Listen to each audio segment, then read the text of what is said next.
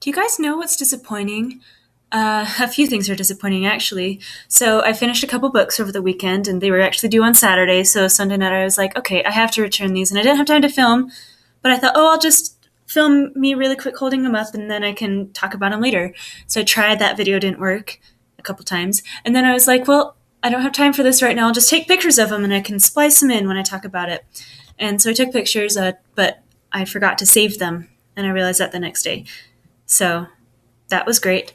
And then I was going to be like, oh, well, I'll just take a snapshot of when I talked about the books before and just have that as my show. It turns out one of the books I read over the weekend I forgot to ever talk about before.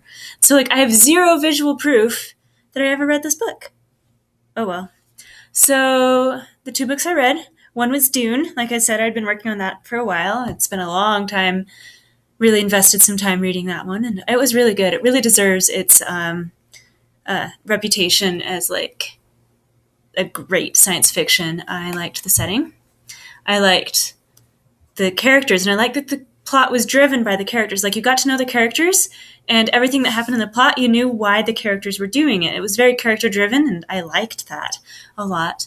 And it was a great alien world, a great setup, and it was just nice. But it was kind of tough to get through, so I couldn't read it all the time.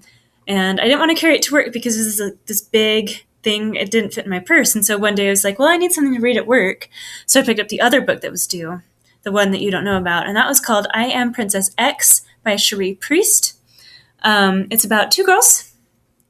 They're best friends, and they create a character called Princess X.